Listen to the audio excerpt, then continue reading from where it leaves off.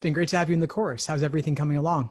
Working on just kind of getting up to speed with things, and working on just kind of getting myself familiar with the courses.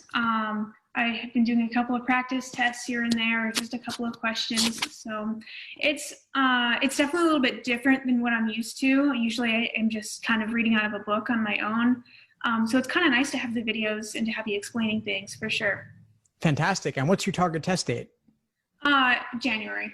Okay, fantastic. Well, I know you've got a lot going on in your personal life, so it's great that you're allowing enough time to really get the LSAT material down. We're speaking now mid-September, so you've got about 4 months, which is enough time to make anything happen, even with all the changes going on in your life, new location, new job, and all of that. So I'm glad you'll be able to carve out the time, it sounds like, as you dig into the course. So I know you've been attending the classes as well, which is great.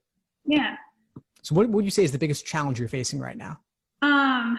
I'd say right now it's honestly my time. I actually quit a full-time job because I have a lot of extracurriculars, and I've been trying to cut back on those. I don't know if you can tell, but I am actually out at the barn right now. I live here.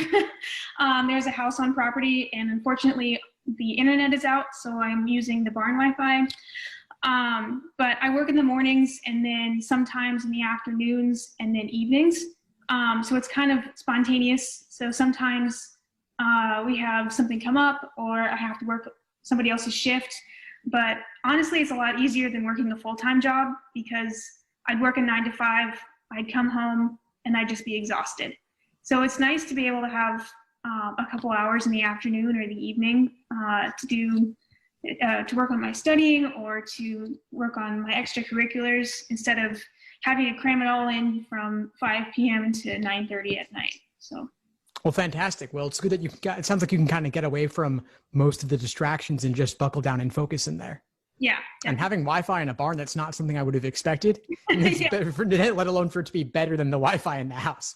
So that's good. I'm working on getting a hotspot, because I don't know what the test is going to look like in January, but if I need to take the flex, I'll be doing it here. So if not, I'll be doing it wherever the test center is. So. Yeah, well, I'm guessing January is going to be a flex, and maybe even February too. And so, while you can get a hotspot, you can have Wi-Fi in the barn. I would say if you can, and LSAC will pay for it, you could take it at a hotel. They'll reimburse you up to $125.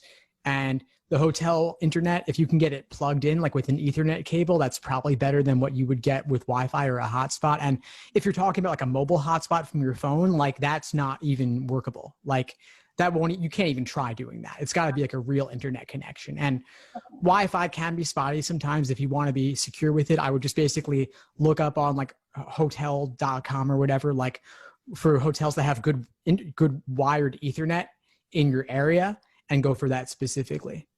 Okay, definitely. It's something I'll look into to make sure I've got a really secure connection. Yeah, that's super important, super important. But other than that, just carving out the time. It sounds like you've really reoriented your life to set yourself up to really buckle down over these next 4 months. So that's fantastic. Yeah, I took it twice, both when I was in college. Once I was in Washington, D.C. for an internship. And so I got to take it at Georgetown, which was kind of cool. But I did not have the time to study, and it was my very first time taking it. So after that semester, I came back and I was like, okay, I'll take it again. I'll see if maybe being on campus is a little better. And it wasn't, because it was my senior year and I had capstones to finish and things like that. So now here I am again. We're going to take it one more time. And now I would really like to be serious, which is why I decided to give myself the time that I need. Excellent. Yeah. Well, it really sounds like you've changed up your approach this time. And so last time might have been more like almost taking it as a diagnostic. Mm-hmm. And now you're really giving it your all to build that foundation from the beginning. And 4 months is enough time to make anything happen. So I'm excited to have you on board. I'm looking forward to continuing to have you in class. And if you have any issues moving forward, just reach out. Will do. All right, Mary, anything else for today? I don't think so. I think that's it. All right. Well, I'm really glad we connected. Keep at it, and I'll see you in class soon. Great. Thanks, Steve. Thanks for tuning into the show. Please subscribe if you haven't done so already to be notified of new episodes as I release them. and feel free to reach out if you need anything at all as you move forward with your prep. I'm happy to help however I can. In the meantime, I'll wish you all the best and take care.